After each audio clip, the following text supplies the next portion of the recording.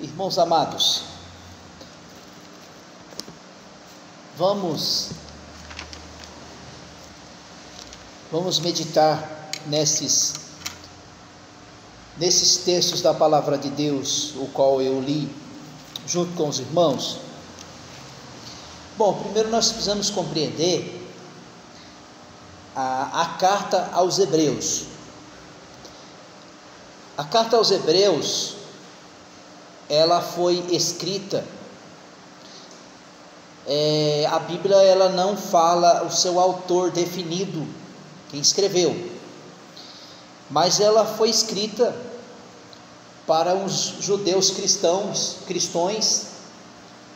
que estavam em Jerusalém, antes do templo ser derrubado.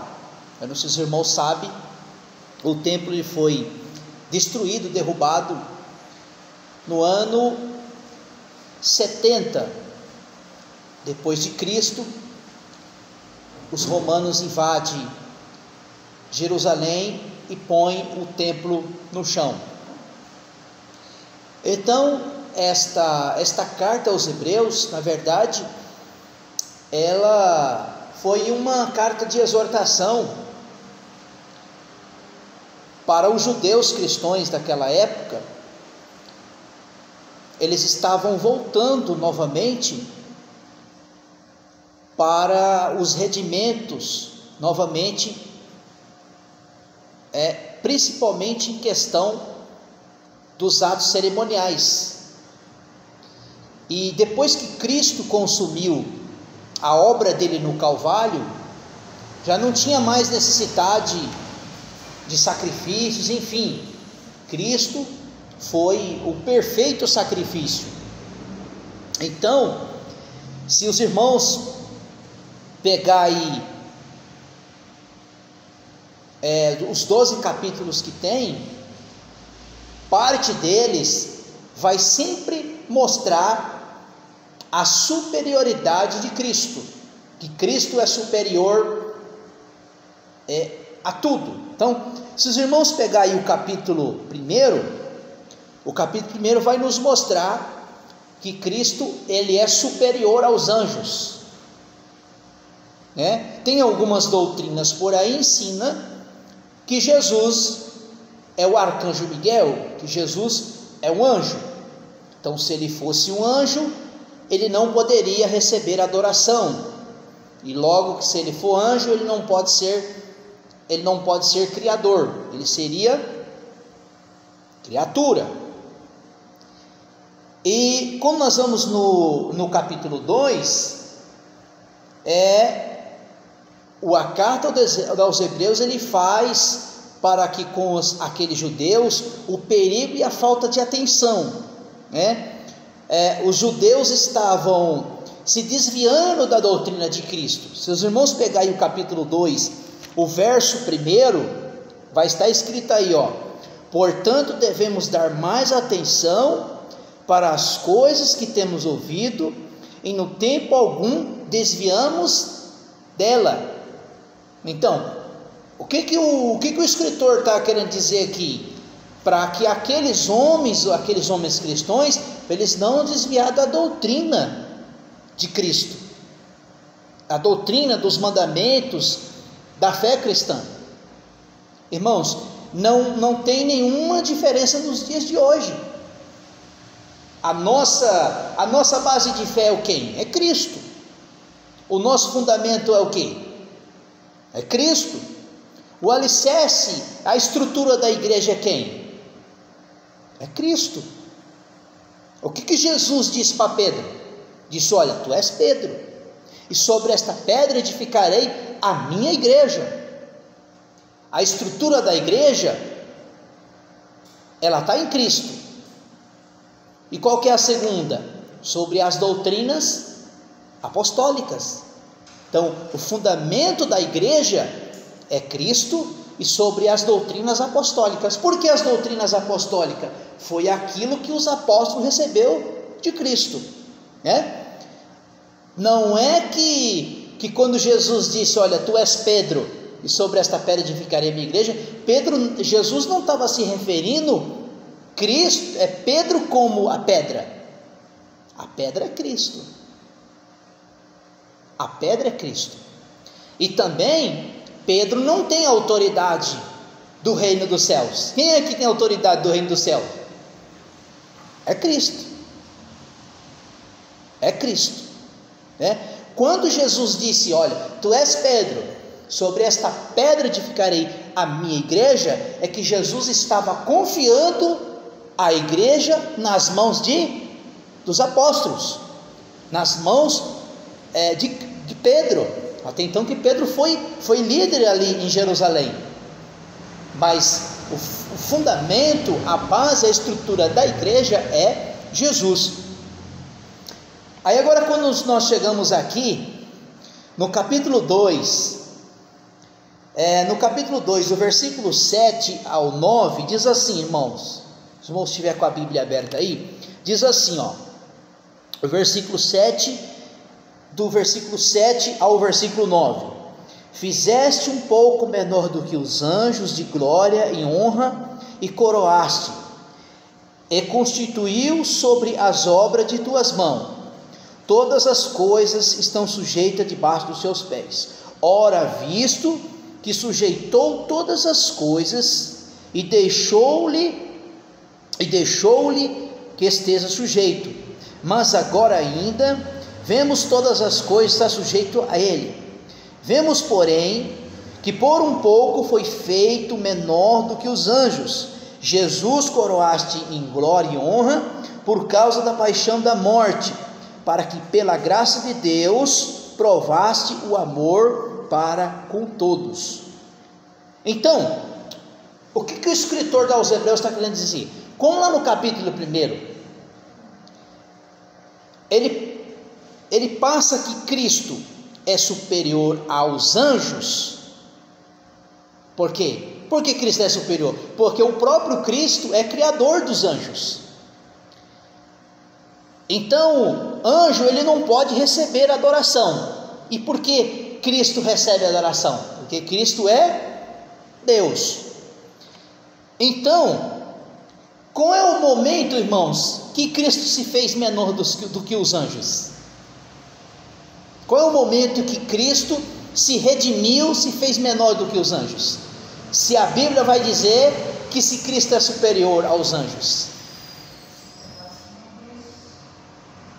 por causa da paixão da sua morte. Por causa da paixão da sua morte, como vai dizer lá os Filipenses, Cristo se fez servo. Ele foi servo obediente à morte de cruz. Paulo vai dizer aos Filipenses que Cristo se esvaziou de si mesmo, tomou-se forma de servo. Então, quando a Bíblia diz aqui que ele se tornou menor do que os anjos, irmão, foi a humilhação de cruz.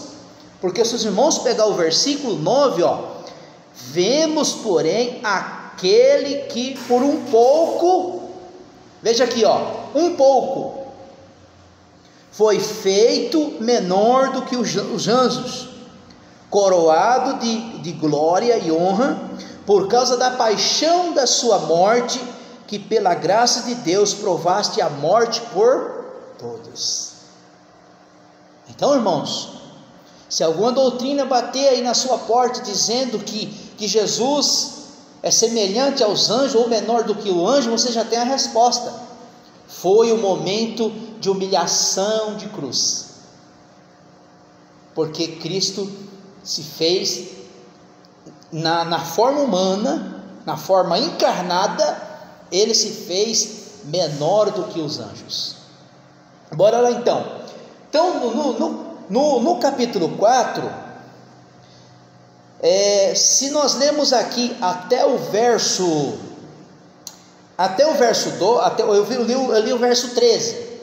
Se os irmãos pegarem até o versículo 12, aqui a carta aos Hebreus ele vai mostrar, ele vai nos apresentar que o povo lá do Velho Testamento, eles tinham uma promessa.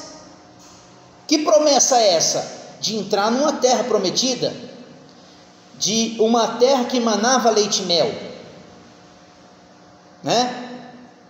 Dá para se imaginar que essa terra que manda leite e mel é uma terra boa, uma terra de descanso, né? Mas na verdade eles tiveram assim em partes um descanso, né? Mas esse descanso que a carta aos Hebreus ele está querendo dizer que esse descanso é Cristo.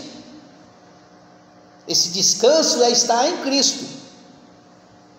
Aí muitos vão pensar assim: poxa, agora eu sou um cristão, né? Sou um servo de Deus. Agora eu estou livre dos problemas, estou livre das dificuldades, estou livre das adversidades da vida, né? Tem um evangelho que apresenta por aí que tem uns requisitos para você ser um evangélico ou ser um cristão. Que ele não pode passar luta, não pode passar dificuldade, não pode ficar doente, não pode ficar desempregado, não pode passar por situações da vida que não está condizendo que você é um cristão. Então, quando ele fala assim que o repouso, que o descanso, irmão, o repouso, claro que nós trabalhamos, né? Nós trabalhamos a semana e nós temos o repouso do final de semana, né? Nós tiramos o domingo ao Senhor, né? Para servir a Deus, para estar reunido como igreja. Os adventistas têm o sétimo dia como aquele dia sagrado. Eles têm que guardar ali a ferro, né? Fala que é o dia do Senhor. Nós como cristãos, nós temos dias específicos para adorar a Deus? Temos, que é o domingo. E se você não vem no culto no domingo, você vai deixar de adorar a Deus? Você vai deixar de prestar um culto ao Senhor? Não, de forma alguma. Porque, irmãos, o nosso descanso é Cristo. O descanso para a nossa alma é o Senhor Jesus. Então vamos lá, o versículo 13, os irmãos estão com a Bíblia aberta aí? Veja que no capítulo 1, Cristo, Ele é superior aos anjos. No capítulo 3, eu esqueci de falar do capítulo 3, o capítulo 3, a carta aos Hebreus vai mostrar que Cristo é superior a Moisés. E já agora no capítulo 4, terminando o capítulo 4 e o capítulo 5, nós vamos entrar aqui numa questão sobre o sumo sacerdócio. O sumo sacerdócio, que o sumo sacerdócio de Cristo, ele é superior ao sacerdócio humano, ao sacerdócio levítico. Então nós vamos ver aqui, olha o versículo 13: não há criatura alguma encoberta diante dele, todas as coisas são patentes aos seus olhos, daquele que havemos de prestar contas. O que é isso aqui, irmão? Que para Deus não há nada encoberto, todas as coisas estão reveladas a Deus. O que é isso aqui? Onisciência.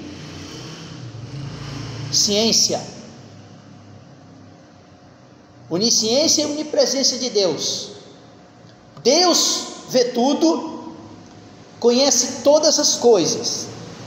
Versículo 14: visto que temos um grande sumo sacerdote, Jesus Cristo, o Filho de Deus, que penetrou no céu, e retenhamos firmemente a sua confissão, pois não temos um sumo sacerdote que possamos compadecer da nossa fraqueza, mas um que tudo foi tentado, porém sem pecado. Chegamos, pois, com confiança ao trono da graça, para que recebemos a misericórdia e achemos graça de fim sermos socorridos no seu momento oportuno. Veja aqui, irmãos, que no versículo 15, que diz, olha, pois não temos um sacerdote que possa nos compadecer. Nós vamos entender mais à frente aqui, nos versículos posteriores, que o sacerdote, antes dele fazer algum sacrifício em favor do povo, ele tinha que fazer para ele. Por quê?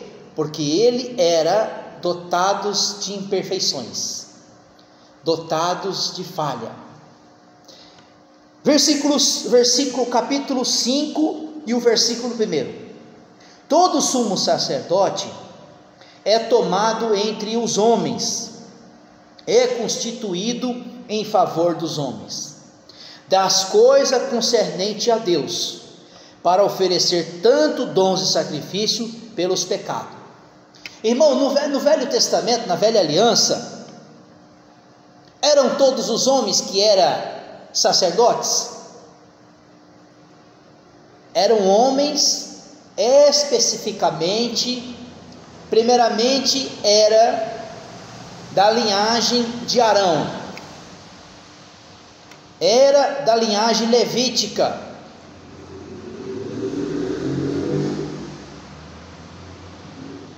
e tinha que ser, irmãos, homens, vamos dizer assim, perfeitos, não poderia ter defeito algum no seu corpo.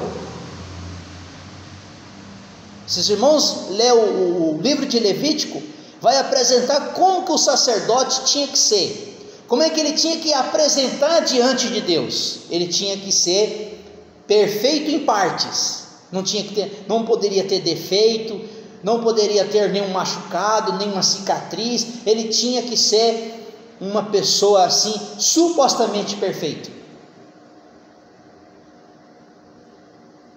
Pois depois da morte de Cristo,